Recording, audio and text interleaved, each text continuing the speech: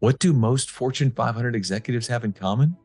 After more than 100 episodes recorded with those very executives from companies like Disney, Amazon, Netflix, Cigna, and Google, the answer is clear.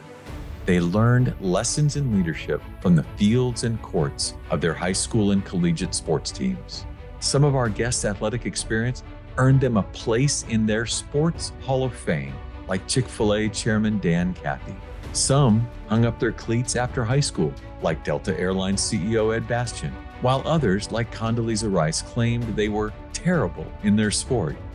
But no matter their skill level, they have all told me that being a part of a team taught them lessons they still use as leaders today.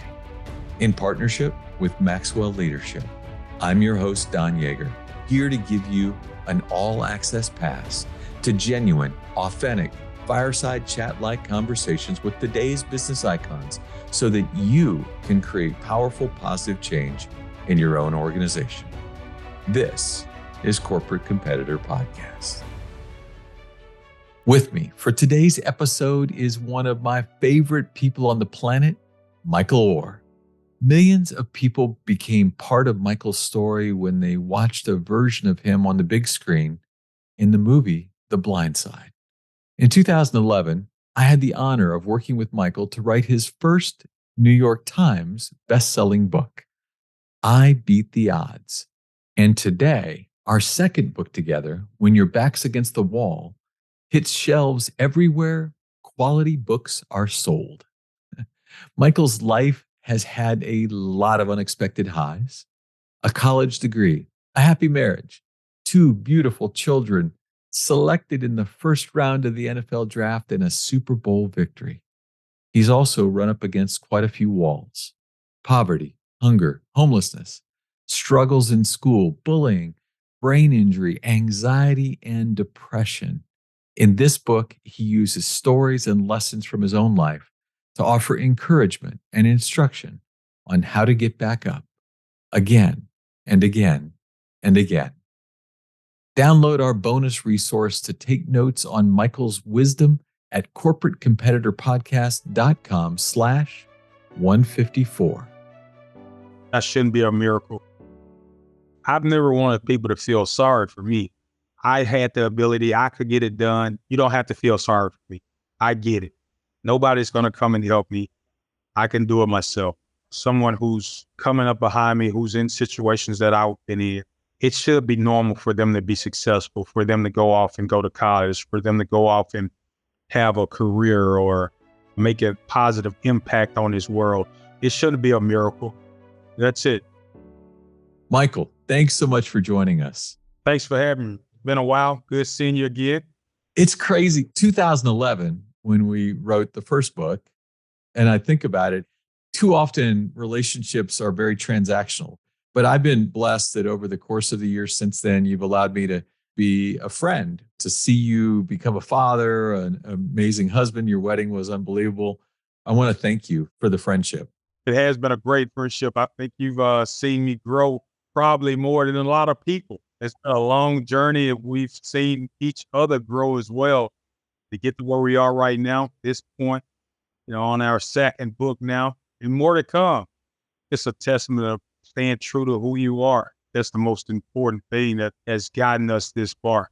One of the things that I've loved most about knowing you, you are not any different today. For all the incredible things that have happened, you've grown, yes, but your head didn't grow. You managed to keep things in incredible perspective. Why do you think that is? What is it that allows some people to experience the success that you have and keep it in the right frame when others seem to struggle with that? Yeah, I've seen the struggles and I've seen people grow with sports. You need their routine, especially the way that I grew up. It comes from humble beginnings. Mm. It comes from a lot of struggle for so many years. Being homeless at 3 years old, I was just a loner, not a part of much, no home atmosphere, no togetherness. I didn't have a bedtime. I could stay out all night. I didn't have to go to school, didn't have to listen to anyone. I could be as rebellious as I wanted to be. You get used to not having to check in. No one's dependent on you. Mm. I went through a whole life of that. You're being let down, not being able to count on people to come and help you out in situations. All the way up until really I was 18. When I stepped foot on the college campus of Ole Miss, I felt the comfortable feeling. I understood that I was going to have a place to stay for 3 or 4 years. I was going to have consistent meals, not going to have to worry. Sports gave me all of that. Relationships are everything. You need that because if not, you're all over the place on a roller coaster every day. As a college athlete, you want to have some structure. Of course, you're going to have a good time. You're going to have your fun moments. But if you don't have someone pushing you, you're competing with every day, telling you when you suck on the field, when you got ran over, you need those things because it sticks with you. The next day, the next workout, the next practice, you're trying to get better. I love being around people that are smarter, better, stronger, everything than me because I can be my most comfortable in those situations because I know I'm going to give my best. I know I'm going to be me. I'm going to be authentic. I'm going to give you the best version that I can give you. And I've always been comfortable with that. If I can't do it physically or mentally, I'm fine. I just can't get that done there. It's safe to say coming from me that I gave you everything. So I always made it a point not to let people down. When someone else is counting on you, I wasn't going to let you down. I was going to be available for you and I was going to give you my all because I had never been, for so long, I was struggling and looking for hope. Once I got to where I always dreamed of being, you just start to appreciate the successes and know how fast it can change. So having that routine, having structure, and just having somewhere to be, that's the greatest thing that ever happened to me. You make a great point. In that lack of structure, there were a lot of bad influences you could have fallen in with. A lot of people look for role models in life. Instead, you saw sometimes role models of what you didn't want to be. Right. All the way up until 10, 11, I had already lived 3 lives basically. Coming out of St. Joseph, the hospital that I was in, being on the streets proud of that for a year, alone, just scavenging, going from couch to couch, floor to floor. I had seen so much already. I seen violence. I seen the drugs. I seen everything not to be. So I already knew then not to be like the other men around me. I just wanted to do the opposite because I was already tired at 11. So I already knew what not to do. I wanted routines. I wanted the structure that took me further than anything. In as you invested yourself in these routines and some of the structure, you started to see some results for yourself as well. Yeah, it felt great. It felt great to be different from all the other kids. Mm. When I started playing football in 8th grade for Manassas High School on the first Friday, all that football players, you show up to school, you have your jersey on. Everybody's proud. Right. Week after week, we getting our butts kicked 50-0, 60-0. Playing high school, I didn't do the best. I remember getting ran over, destroyed by guys, But so you're in eighth grade I playing know, against high school guys. right. That's crazy. Man, the weeks went on and week 6, 7, 8, I was the only person wearing the jersey. Hey, I was proud of the jersey. So I wore it 10 weeks, 0-10, didn't win a game. But that upset me. So that next year, I worked so hard that summer. And that next year, I was a dominant player. It was something that I had. Right. It was the connections. It was being a part of something, being different. I always set out to be different, and that was different for me. I was so excited and looked forward to the next year, my ninth grade year. I worked so hard that summer. I felt that I could be so much better and I had so much potential inside of me. But because your focus on football kind of came later than it did for some of the other players, some of these kids have been playing since they were toddlers. You were a little behind in areas like weightlifting when you got to Ole Miss, and sometimes worked twice as hard as those that were around you. Yeah, looking back on it, I shouldn't have had to work that hard, but I did. And I understood that in order for me to go out here and dominate, I needed to get better. I needed to get stronger. I need to focus a little more. You never want to feel behind. I was behind all my life. So in order for me to catch up, I was going to have to put extra time in. It's a big competition every single day. I was familiar with that because I had always done it to feed myself, to survive. So I knew how to survive. I had all the tools available at my disposal. I wasn't going to let that go to waste. I would get up early, off days, 6 o'clock, go get some extra work in, work out after practice. And eventually I caught up and got better and became a very good player in college. It's about the work that you put in. One of my favorite things is looking yourself in the mirror at the end of the day. You see the results that you're putting out. I knew that I needed to work. I knew that I had to put in extra work. It was nobody else there to tell me, hey, you got to come and get extra work in there. Hey, you know why you're not performing out here on this field. Just like when I touched that fire at 6 years old on the stove, I knew right from wrong then. It's the same for everything. All the answers are there for you in that mirror. If you're not moving up the ladder in the business world, are you getting there earlier enough? How many coffee breaks are you taking? Are you doing the extra things to move up that ladder?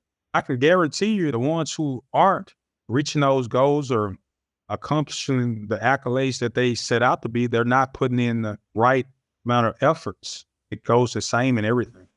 And the answer is right there in the mirror. But you have to be able to look honestly at it. It's hard doing the right thing every day.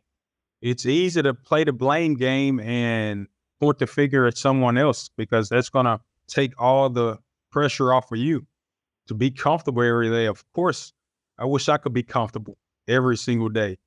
But when you're chasing something bigger than you, you're chasing greatness, that's not comfortable at all. You're always trying to find something to be better at. It starts there. When did you start realizing that greatness was something you wanted to chase? Probably senior year of high school, college, somewhere in there. I started to catch up physically. I knew I was different athletically and intellectually. Started to learn more about the position that I was playing. I wanted to be the standard because I had seen what the standard wasn't. I wanted to set what it was. That's what I really wanted to be. One of the best to ever do it. You know, I got put on the College Football Hall of Fame ballot. So the ultimate goal was to go into the NFL Hall of Fame. I wanted to be the standard. That is greatness. When you've decided, I'm not just going to do this to be another participant, I'm going to be the standard.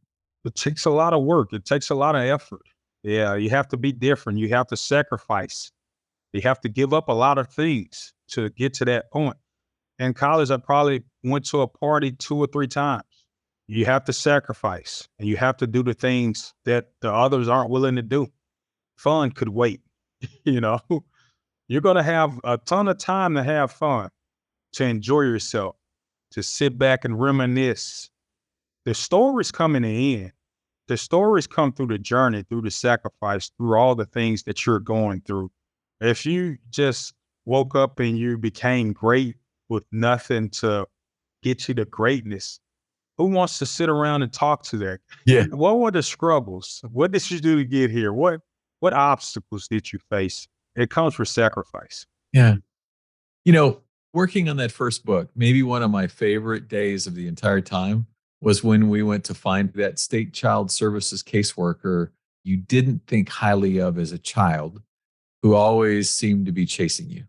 Your thoughts of her changed over the years as you grew to understand what that actually really did for you.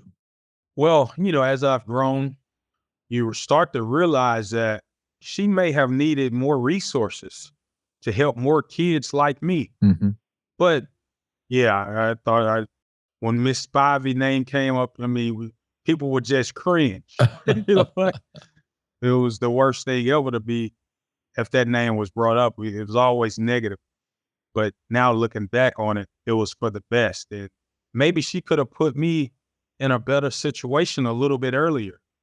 Could have been less trauma. Of course, I was still successful, but you still think about the road that you had to travel to get to that point. I realized that she was doing things to help me when nobody else would. I can remember that day we were walking in that building and just seeing kind of like a proud parent for me. And I knew it would be a proud moment for everybody involved because I understood how hard they were trying to work to get me to that point, but I didn't see it at that time. To know that we did everything to see the success that I have, that's a proud moment for them.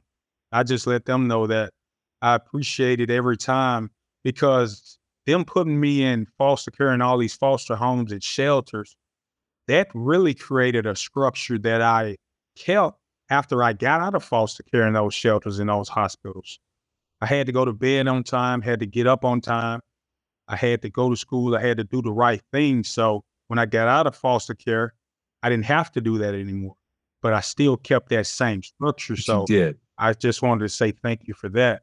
You just never know the importance of some things when you finally mature and you think about it. And people like her need more resources so she can do better jobs. But no, back then, geez, she's probably out the very worst. The tears that she had when you said thank you and said to you, no one ever comes back to say thank you. And so that you took the initiative to do that was a real standout moment. And she and I stayed in touch for several years after that, where she just was so grateful that that may have been for her a career highlight. No, that's amazing. I wish more people will work as hard as she did to try to continue to find clean shelter for us, meals for us, home for us, because she knew the situations that we were in. Really, I learned a lot looking back at it. Man, I love it. In your NFL career, you were under a microscope. You came into the league, and obviously there was the movie that was out, and a lot of people looking at you, commenting about that fame that you had there, your upbringing, your early struggles. As an offensive lineman, the last thing you want to be is known. Right. And yet, talking to the Ravens, you were getting more mail than maybe most of the rest of the team altogether. What kind of advice would you give to people about how to eliminate distractions? When so much pressure has been placed upon you and you had nothing to do with the pressure, that's a bigger distraction than the distraction. Just thinking about it, you lose the foundation and you lose the fundamentals on the things that set you off on that path. That's something that I always try to get away from. I never wanted any fame. I just wanted to be great because I knew what saved my life and what I was chasing. Try to be the best version of yourself that you could be. Just remember what you're doing it for and where you're headed and what are your goals. Once you get back to the foundation of what got you to the tip of that iceberg of being great, then you destroy and you get rid of all the distractions that are there. Now it doesn't matter. Yeah. You know, you were on this really wonderful trajectory. Things were good. You win a Super Bowl, get to a second one. And in the midst of your NFL career, and you were thinking it was probably going to go on for twice as long, you're faced with another setback, the concussion that would ultimately end your career. Looking back at that adversity now, what did that teach you? The biggest thing it might have taught me was living a bigger purpose than a football player. You're living a purpose for others that are walking the shoes that you walked when you were 6, 7, 8, 9, 10 years old. You're doing this for generations and the millions of young people that are coming up behind you. I was at a little league game. Mhm. These kids were 7, 8 years old at the time. And I was looking over into the fence, leaning on the fence, and one of the little kids from the other team came up and he said, "Are you Michael Orr?" And I had just I was probably a couple years out from the league and getting back healthy. It just made me realize that all this time, this kid wasn't even thought of when I started to become Michael Orr.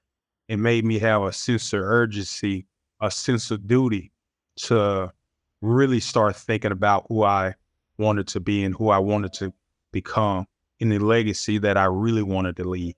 Being there for generations who are really hopeless and doesn't have anyone to turn to because not everyone's going to be one of the greatest athletes to ever. I'm just joking right there, but not everyone's going to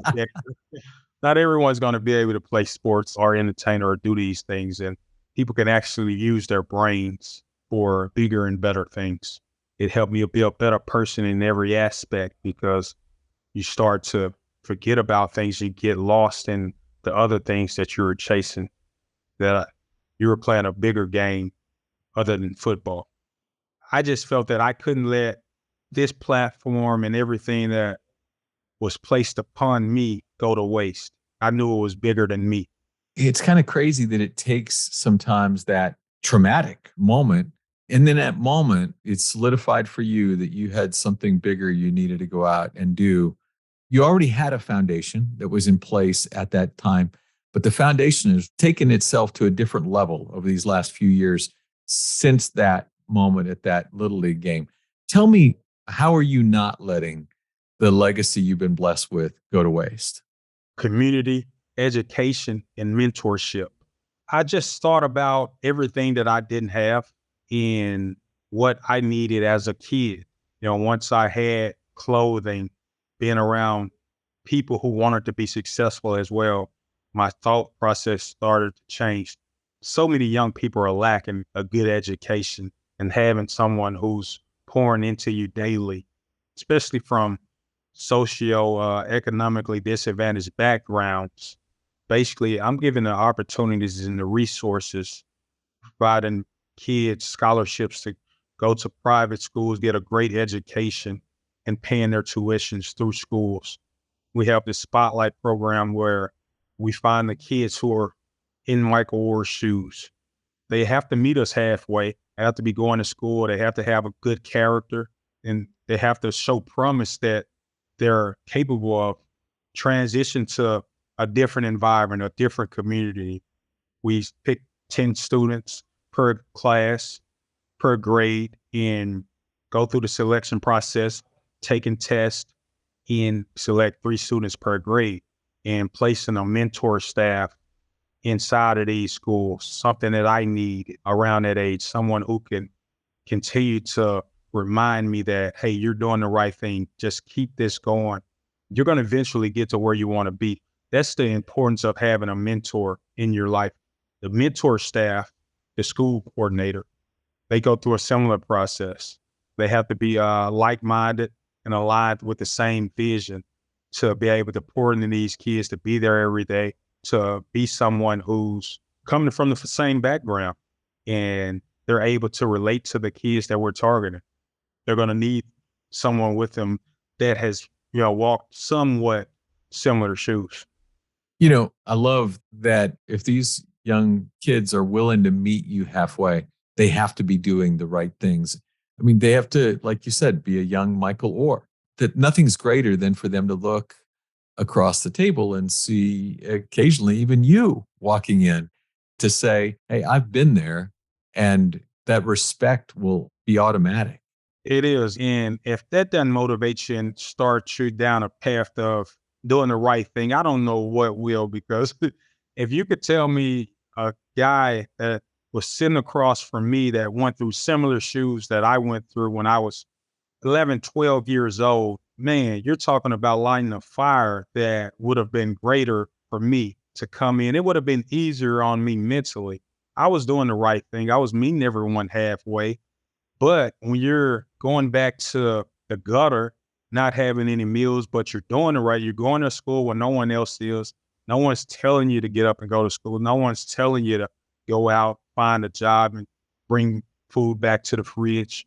You're doing this every day. You're doing the total opposite from everyone, and you're not seeing any progress. That's tough on you mentally. That's a lot of trauma right there, a lot of wear and tear. Now, if I have someone like myself sitting across from me and I'm doing these things, I'm going to continue to chase those things, do them a lot harder now, because I know once that time comes, I'm going to be sitting where Michael Oher is sitting. So that's why I go out and meet the kids, talk to the kids, and try to connect with them, because that's hope. I didn't see any of that, some here and there on TV and watching the sports teams, but even today, these kids aren't seeing any of it. Mm. We're starting off now, but I want to be able to have thousands in the program. I want to be able to have thousands coming through the foundation every year until going in these schools, meeting these kids, seeing what they're doing, seeing the kind of trajectory that they're already on, I knew that there was more kids out there like in the situations that I was in. I never really sat down and talked to them and just, that was the biggest thing that got me fired up. That there's so many out there, but they might not get the chance because they won't be able to go through the foundation. Mm. That's something I want to get rid of and be able to have thousands coming through yearly. You're going to start by making a little dent and then make a big one. You know, in your new book, When Your Back's Against the Wall, you actually lay out some ideas, the tips that you want to give to the reader about how to handle themselves when struggle feels overwhelming. It starts with want to build structure in the struggle, having a small circle. Is there a couple of these tips that you would share with us? Heal yourself first. That's the most important. You can be healthy or unhealthy, but still unhealed and not doing the right things. Mm. When I was younger, I didn't have anything. I had to go out and try to chase these things and do the right thing. Make the bed up, have the room clean, make sure that I dressed appropriately. No one was telling me to do these things that was helping me heal from all the things that I had seen or I wasn't doing or was not told to do. So you can heal yourself first, and that's character. Healing your character, getting your character to where it needs to be. I love that. You can be healthy and still be unhealed.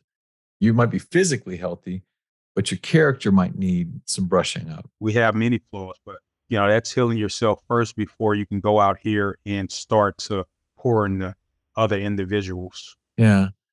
The thing that really struck me about the way you wanted to end that book is that so many people over the years have said to you, wow, your story is such a miracle, that you're a miracle.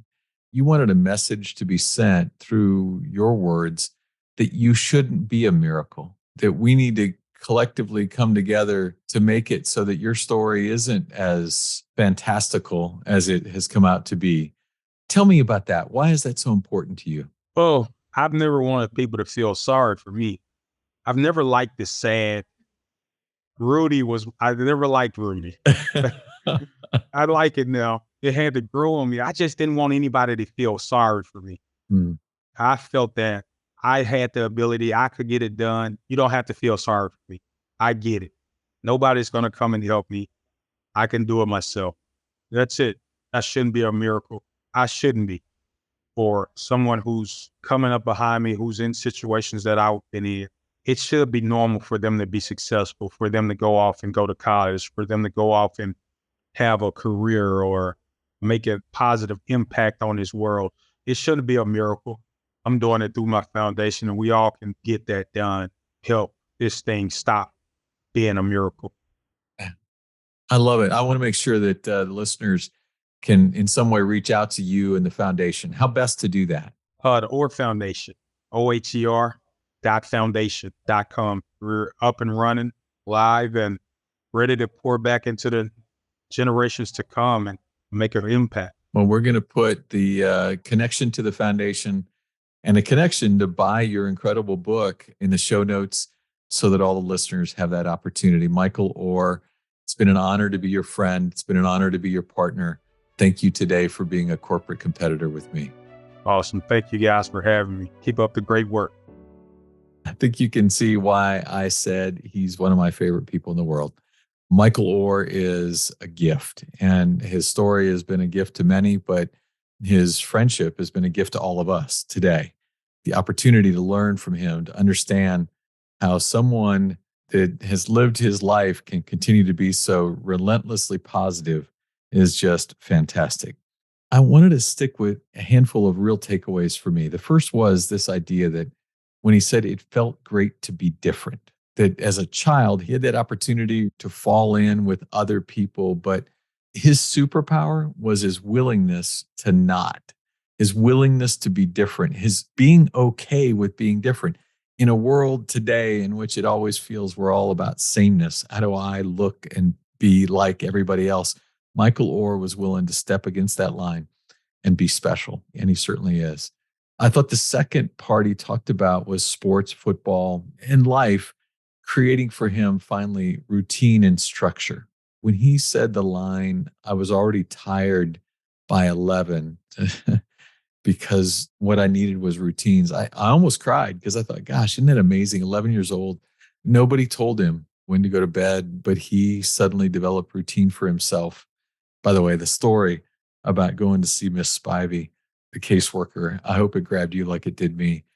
And finally, when do you get in? When do you leave? The idea that if you're looking for answers for your challenge, what it is that you're struggling with, the answer's in the mirror. Look at yourself. When do you get in? When do you leave? How many breaks are you taking during the day? You want to find the answer, it's right there. You can figure out what it is that's keeping you back most often by having an honest assessment of who you are. It's hard to do the right thing every day. It's easy to play the blame game. And if anybody had the right to play the blame game, it was Michael Oher. He didn't do it. And today he's special. His foundation, by the way, is in the show notes. Please, if you get a chance, support this young man needs and deserves everything we can give him. Before we sign off, I do want to ask if you would tell me about your favorite episode at any given time. Connect with me. Maybe we can even look at up-leveling your company culture some way. If there's a way to connect in that way, please do me a favor and reach out at maxwellleadership.com/Don. Thank you today for being with my friend Michael Oher, a corporate competitor. If you could share one habit, one thing you've done consistently that allowed you to separate yourself from your competitors, what would it be? In my 30-year career, 2,500 of the greatest athletes, coaches, and leaders answered that question for me. This is Don Yeager, who did that that article I was telling you about. Don, Dave Sims with Coach K. How you doing? Hey, Don. How you doing, my man? Great, sir. What they gave to me is what I'm giving to you in my online course, Journey to Greatness. Through engaging storytelling and on-demand videos, you will learn the 16 habits that will jumpstart your personal growth. I will instruct you on how to apply these winning characteristics to your life through custom workbook exercises. We are slashing the price for our podcast listeners. Lifetime access to Journey to Greatness is normally $399, but for our podcast listeners, it will be $49 with the code podcast at checkout. Click the banner on corporatecompetitorpodcast.com to enroll.